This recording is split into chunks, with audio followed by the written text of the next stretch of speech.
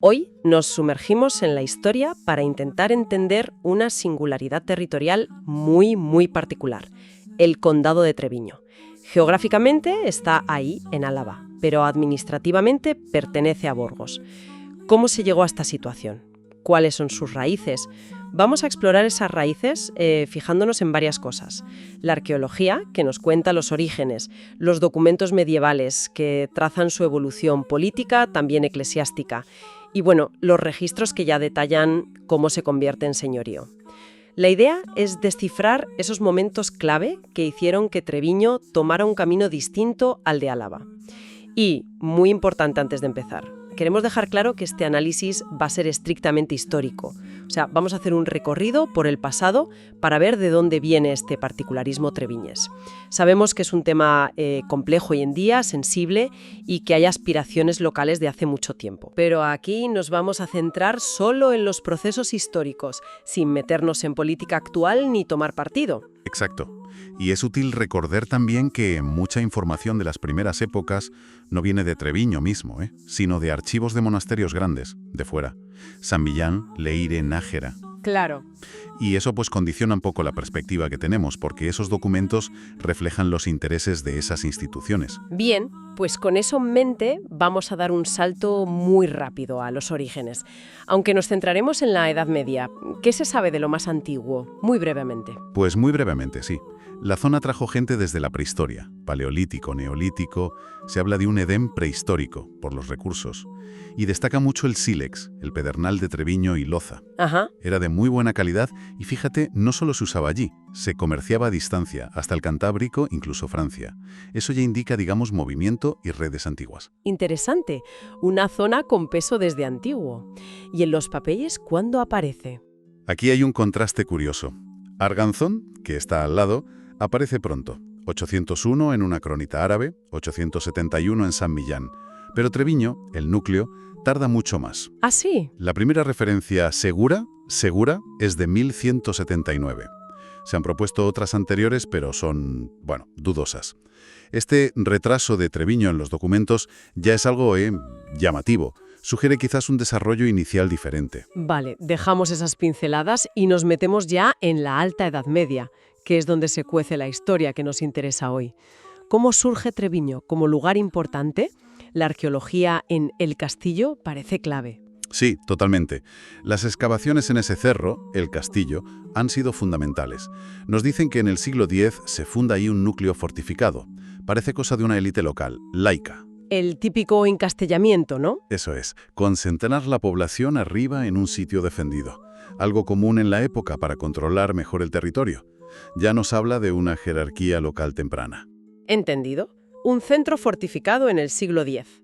¿Y luego? Pues en los siglos XI y XII se ven grandes silos excavados para guardar grano, o sea, control de recursos agrícolas. Y ya en el XII se construye la iglesia de Santa María, quizás la que luego llaman San Clemente, y sobre todo una fortificación potente arriba del todo. Treviño se va consolidando. Castillo, recursos, iglesia. Un núcleo ya con entidad en el XII. ¿Y los documentos de esa época? Mencionabas San Millán antes, y está la famosa Reja de San Millán, de 1025. La reja, sí. Documento crucial para la Álava del siglo XI. Básicamente es una lista de pueblos alaveses y lo que pagaban a San Millán, en rejas de arado. De ahí el nombre. Claro, y lo interesante para nosotros es que incluye una parte de la actual comarca de Treviño, la zona este, la del río Ayuda, el Rigo de Vita. Menciona unas 35 aldeas. O sea que esa parte estaba integrada en Álava, fiscalmente al menos, y ligada a San Millán. Exacto. Demuestra esa integración en ese momento. Pero si incluye la parte oriental, ¿qué pasa con el propio Treviño? Ahí está el quid de la cuestión. La reja omite completamente la parte occidental de la comarca y, lo más importante, omite el núcleo de Treviño, que ya existía, como dice la arqueología. ¿Onda? Esa ausencia es una pista temprana muy importante. Sugiere que ya en el siglo XI, Treviño y su entorno más cercano tenían un estatus diferente. Quizás una jurisdicción propia, no sujeta a San Millán, o dependiente de otro poder, el obispo quizá. No lo sabemos fijo, pero nos dice que Treviño no era simplemente uno más de los pueblos alaveses de la reja. Ya tenía, digamos, una trayectoria particular.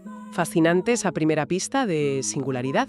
Bueno, tenemos un Treviño ya consolidado como fortaleza, pero con esa trayectoria un poco aparte. Y entonces entra en escena Navarra, a mediados del siglo XII. ¿Qué cambia eso? Pues, a mediados del 12, Álava es frontera caliente entre Navarra y Castilla.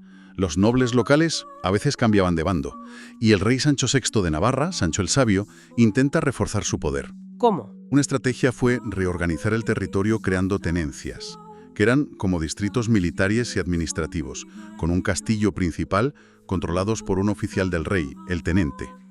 Y Treviño se convierte en una de esas. Exacto. Hacia 1179-1181, Treviño es nombrada cabeza de tenencia navarra. Eso es un salto importante. Pasa a ser un centro administrativo militar oficial del Reino de Navarra. Y se ve su importancia estratégica porque, a diferencia de antes, se menciona explícitamente en el Tratado de Paz entre Castilla y Navarra de 1179. Además de tenencias, Sancho VI también fundaba villas y daba fueros, ¿no? Para reforzar el poder real. Sí, fue otra política clave.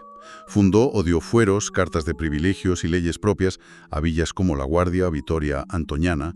La idea era crear núcleos de realengo, ¿Realengo? ¿Qué significa exactamente? que dependían directamente del rey, sin un señor feudal por medio. Eran bases de poder real para organizar el territorio, impulsar la economía y asegurar lealtades frente a la nobleza. Y esto nos lleva a la pregunta del millón. ¿Recibió Treviño también un fuero de Sancho VI por esa época? Quizás en 1161, como sugiere una inscripción que veremos. Es una posibilidad muy debatida, ¿sí? Lo importante de momento es que, bajo Sancho VI, Treviño se afianza como centro navarro estratégico, cabeza de tenencia, y metido en esa política de fortalecer el realengo. Pero la rueda de la historia gira rápido, y hacia 1200 llega la conquista castellana de Álava. ¿Qué pasa entonces con Treviño? Pues Alfonso VIII de Castilla conquista casi toda Álava entre 1199 y 1200. Curiosamente, Treviño aguanta un poco más en manos navarras, hasta 1201, que se intercambia por otra fortaleza. O sea que no se pasó a Castilla tan fácilmente. Parece que resistió inicialmente. Una vez en Castilla, la estrategia de la corona parece ser apoyarse en la Iglesia para consolidar el dominio, quizás para hacer contrapeso a los nobles guerreros alaveses. ¿Y cómo afecta eso a Treviño concretamente? Pues Treviño vuelve a ganar peso, pero ahora en lo eclesiástico. Hacia los años 1220 se convierte en cabeza de arciprestazgo. Que es una división dentro de la diócesis, ¿no? Eso es. Agrupa varias parroquias bajo un arcipreste. Que Treviño sea sede arciprestal, dependiendo del obispado de Calahorra, refuerza su papel de centro de referencia ahora ya en la órbita castellana. Y hay una prueba muy gráfica de esto en una inscripción de 1251 en la iglesia de San Juan de Treviño. Conmemora la consagración por el obispo de Calahorra, pero lo interesante es que dice que Treviño fue poblada, populata, en 1161 por el rey navarro Sancho VI y el obispo de Calahorra de entonces. Casi un siglo después lo recuerdan. Exacto. Es un intento claro de ligar el origen o la consolidación de Treviño tanto al poder real, aunque fuera el navarro anterior, como, y esto es importante, a la autoridad del obispo de Calahorra desde muy pronto. Buscan legitimar esa doble conexión real y episcopal. Todo esto nos prepara para el famoso fuero de Treviño de 1254 de Alfonso X el Sabio. ¿Qué significó este fuero? ¿Fue el primero o confirma algo que ya existía? ¿Resuelve lo del posible fuero navarro? El fuero de 1254 es un documento clave, sí. Otorgado por Alfonso X, sigue el modelo del de Logroño, muy extendido, encaja en la política de Alfonso X de unificar leyes y fortalecer los concejos de realengo. Concejos. El municipio, la asamblea de vecinos con cierto autogobierno local bajo el rey. Y el propio fuero dice que lo piden los hombres buenos del concejo de Treviño. O sea, que en 1254 ya existía un concejo organizado y reconocido como parte del realengo castellano. ¿Y lo del fuero anterior? ¿Lo aclara? No del todo. Sigue el debate. A favor de uno navarro, otros fueros cercanos hablan de un fuero de Treviño.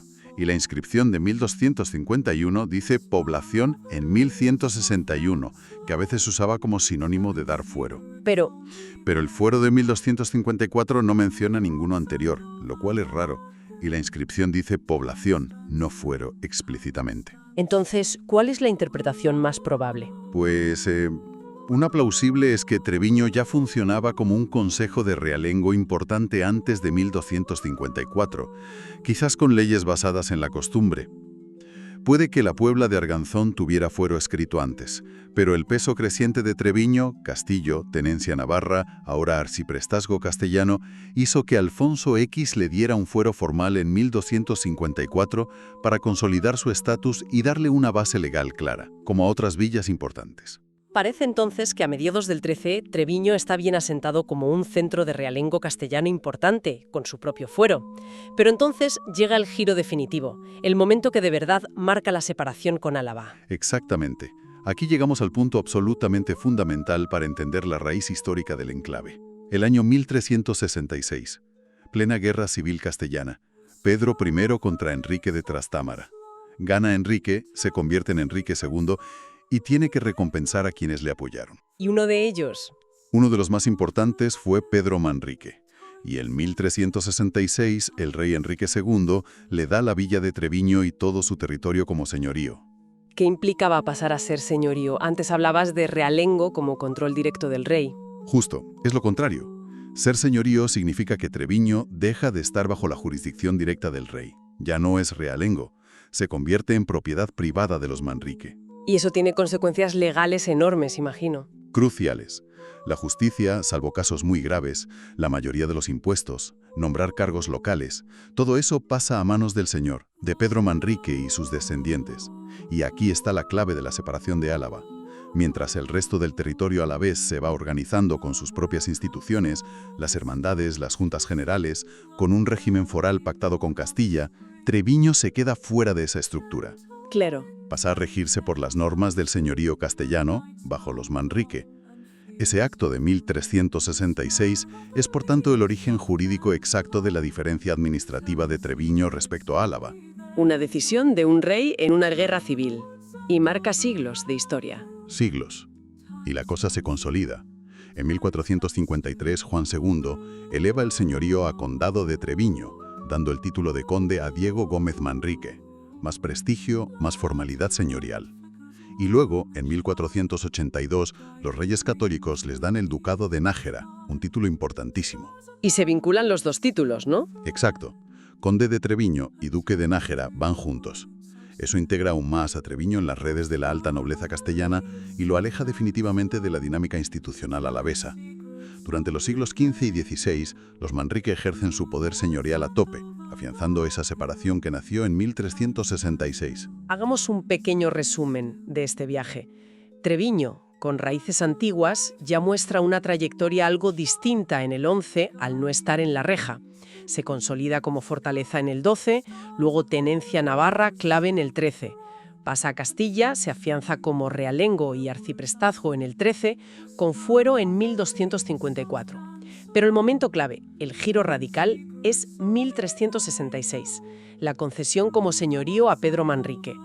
Eso lo saca de la estructura foral alavesa que se estaba formando. Y luego, condado en 1453 y su unión al ducado de Nájera en 1482 lo consolidan. Eso es.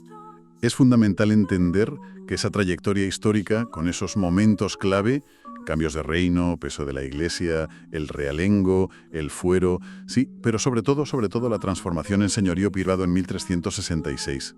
Esa es la raíz profunda de la situación particular de Treviño. Una situación administrativa diferente que dura toda la Edad Moderna y que explica por qué en 1833, al hacer las provincias, queda en Burgos, aunque esté rodeado por Álava. Y para terminar, una reflexión que nos deja esta historia. La Edad Media está llena de fronteras que cambian, lealtades que van y vienen, decisiones tomadas en momentos muy concretos que luego duran siglos. Si Enrique II no hubiera necesitado premiar a Pedro Manrique justo así en 1366, o si el sistema foral a la vez se hubiera formado de otra manera o en otro momento, sería hoy la historia y la realidad administrativa de Treviño totalmente diferente. Nos recuerda cómo actos puntuales del pasado, a veces casi casuales, pueden crear realidades que perduran muchísimo tiempo.